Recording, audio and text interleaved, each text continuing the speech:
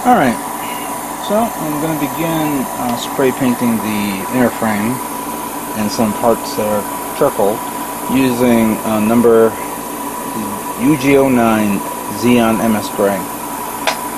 I actually really wanted to use was metallic gray, but Gundam Planet didn't have any in stock, so I opted for this. And see how it looks. Paint this guy.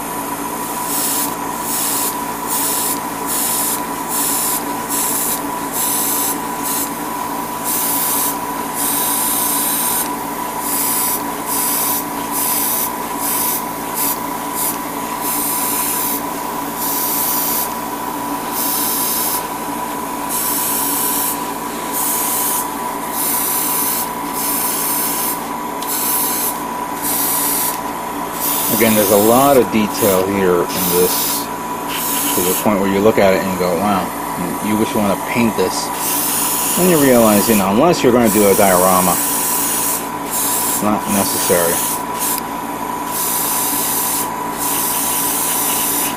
I can imagine somebody is building a diorama. I mentioned this before.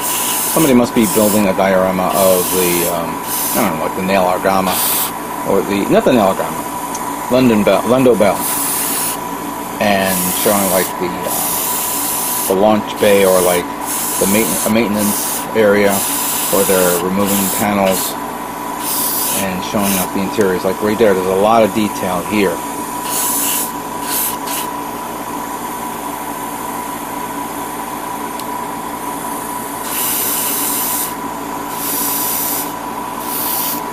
I also didn't realize that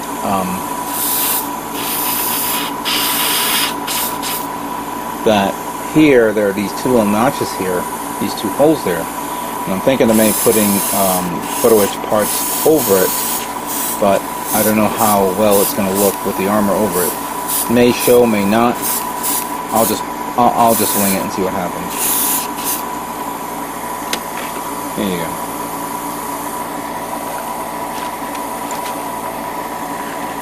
Let's do this thruster.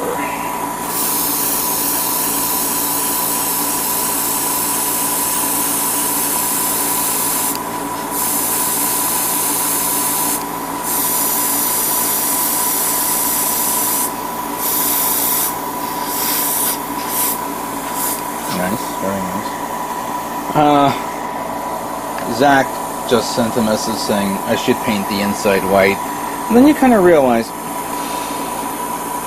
if you're going to paint the inside of the thruster bubble or bell white, how will it look? How would, you know, in reality, did they invent a paint, a strong enamel, industrial strength paint, to actually keep that inside white as it's pouring out thousands of pounds of thrust every second? Yeah. How do they do that? It doesn't make any sense to make it white. I can understand like in like factory finish, but at everyday use? Nah.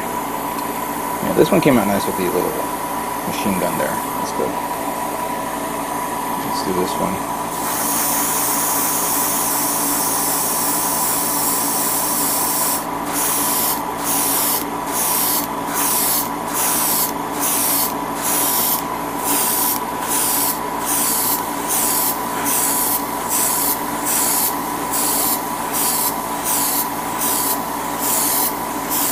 Okay, this one's nice and smooth. I think I'm going to mask this off to paint some detail there.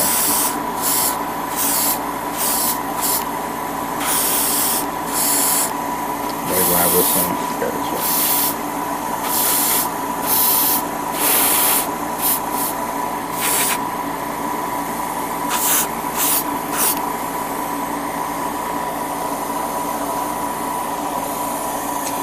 Let's do this arm.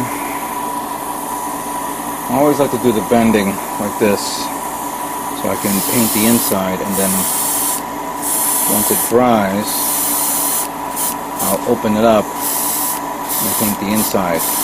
Should take about a few minutes. cover that as well. I'm not going to do the whole arm.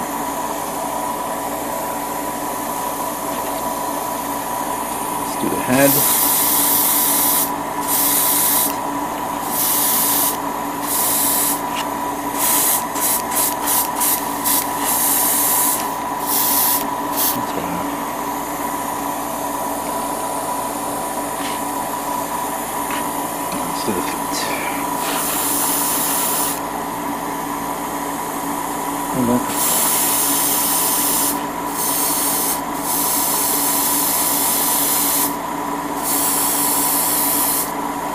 Now this part is another color, but I just realized I actually got to now check online and see how it looks, because I didn't realize this hasn't been painted yet. So I'm gonna probably either leave it the way it is or retouch up the orange again, or get like a couple of drops and spray it.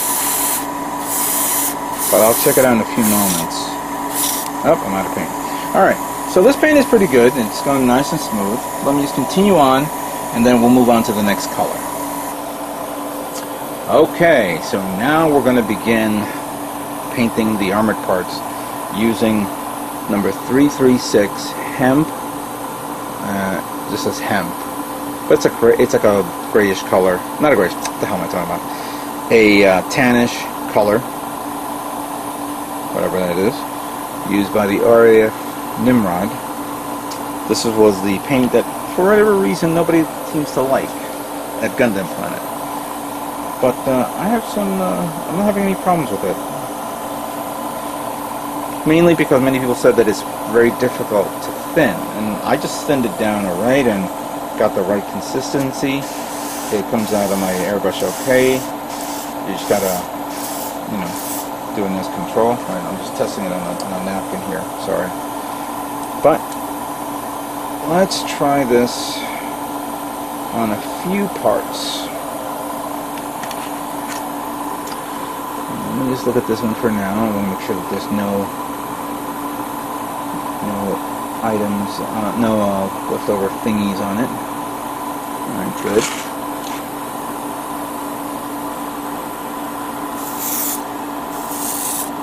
I'm going to do light passes.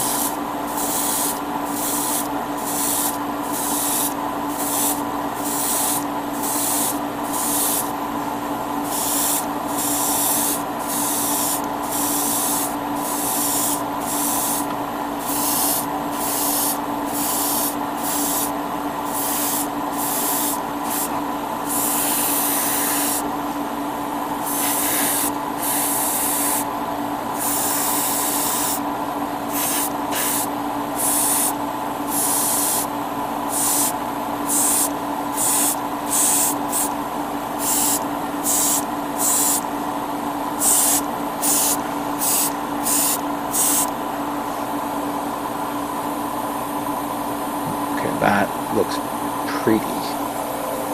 Looks pretty.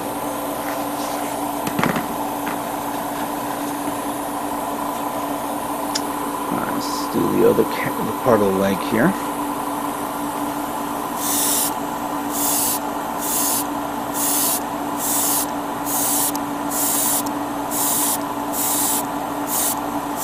The PSI is a little high.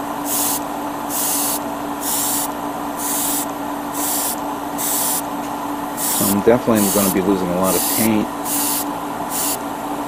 Well, not losing it, but using a lot of paint.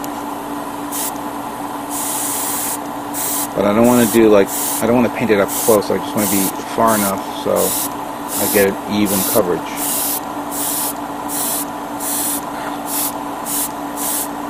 Plus, this is one coat. I want to do at least 2 more coats on this, but I just want to at least get the overall base coat done before I do another pass. Let me look at this for a second.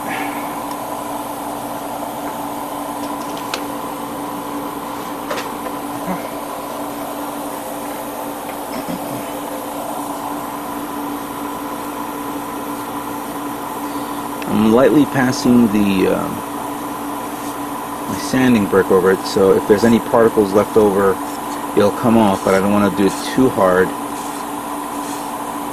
Just a light pass just to remove it.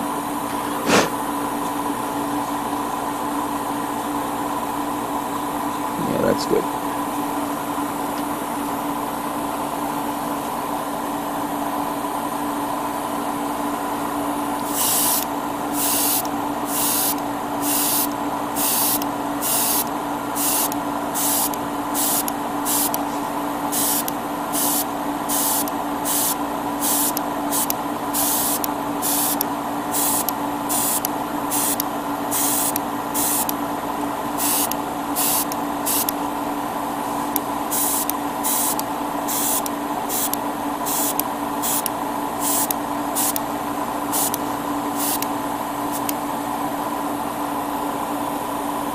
Okay, so good. Get the shield for a second.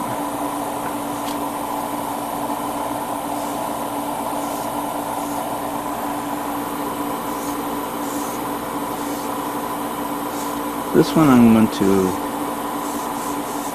do a nice light sanding on this. Because I noticed that during the priming phase, like something gets caught in there.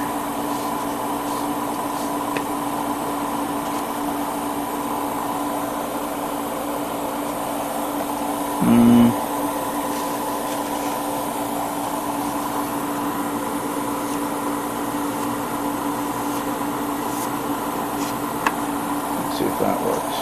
Oh, there it is. I was looking for that. 1500 grit.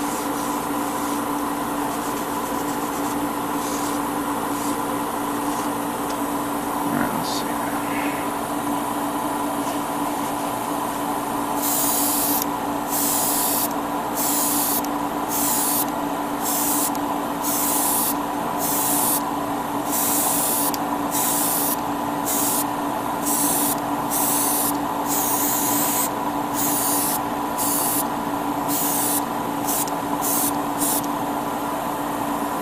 Alright. That looks nice. Very nice. Okay. I'm enjoying what I'm seeing here. I hope you guys are too. This is going to be a lengthy paint job that I'm going to do. Making sure that each part is nicely cleaned and sanded down and whatever. The gun, I have to... The beam rifle is, I'm going to paint it black. But also there are parts of the legs, parts of the other kit that I've, the other parts that I've actually spray painted that I want to paint a different color. Like I'm going to go show here with this. This is gray, but I'm going to paint it a darker tone, maybe like the metallic black, or like the regular black color. Then once everything is all painted, I'm going to begin top coating it. Gloss coat, so that way it retains the paint, so I can then start putting on the decals and all that stuff. But this will take some time for me to work on this, so hopefully in the next video we'll see the final results, and then we'll go from there. So stay tuned.